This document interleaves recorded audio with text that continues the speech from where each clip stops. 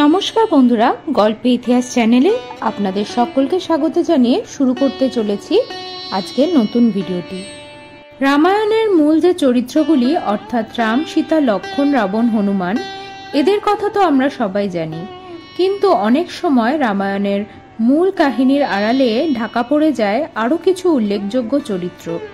তেমনই একজন হলেন রাবণের পত্নী মন্দোদরী। লঙ্কেশ্বর রাবণের মতো প্রবল, প্রতাপশালী ও অহংকারী স্বামী থাকা সত্ত্বেও নিজস্ব চিন্তাভাবনা ও মত প্রকাশের ক্ষমতা ছিল রানী মন্দোদরীর। প্রথম থেকেই সীতাহরণের তীব্র প্রতিবাদ করেছিলেন তিনি। রাবণ যাতে সীতাকে সসম্মানে রামের কাছে ফিরিয়ে দিয়ে আসেন তার জন্য বারবার স্বামীকে অনুরোধ করেছিলেন তিনি, কিন্তু তার কথায় কান দেননি রাবণ। রাবণের স্ত্রী হওয়া ছাড়াও আরও একটি উল্লেখযোগ্য পরিচয় রয়েছে মন্দোদরীর। একটি কাহিনী অনুসারে তিনি ছিলেন স্বর্গের অপ্সরা মধুরা। মহাদেবের প্রতি অনুরক্ত ছিলেন এই মধুরা।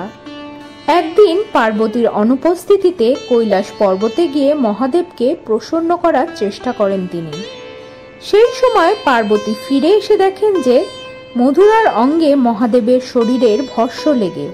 প্রচণ্ড রেগে পার্বতী মধুরাকে অভিশাপ দেন যে তাকে ব্যাঙ হয়ে 12 বছর একটি কূপের অন্ধকারে কাটাতে হবে।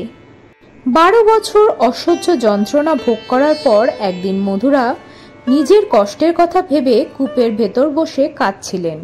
সেই সময় কাছেই কন্যা সন্তান প্রার্থনা করে মহাদেবের তপস্যা করছিলেন রাক্ষস রাজা মায়াসুর ও তার স্ত্রী।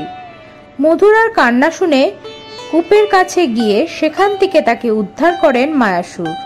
মধুরার সব কথা শোনার পর তাকে নিজের কন্যা হিসেবে বরণ করে রাজপ্রাসাদে নিয়ে আসেন মায়াসুর। নতুন জন্মে তার নাম হয় মন্দোদরী। এরপর একদিন মায়াসুরের সঙ্গে সাক্ষাৎ করতে এসে মন্দোদরীর দর্শন পান লঙ্কার রাজা রাবণ। মন্দোদরীকে দেখে মুগ্ধ রাবণ মায়াসুরের কাছে তার কন্যাকে বিবাহ করার প্রস্তাব দেন। মায়াসুর সেই প্রস্তাব ফিরিয়ে দিলে মন্দোদরীকে বলপূর্বক অপহরণ করেন তিনি।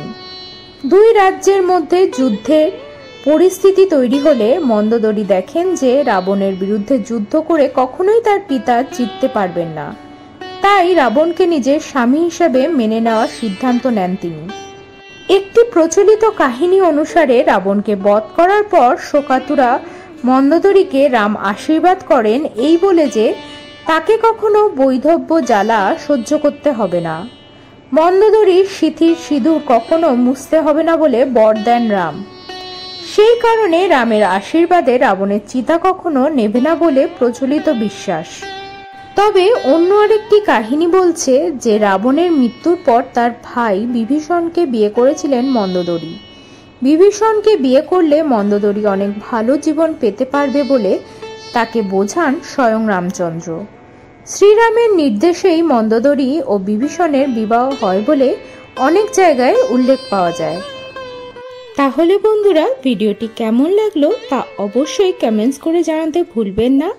সাথে থাকুন, পাশে থাকুন গল্পে ইতিহাস চ্যানেলের। নমস্কার।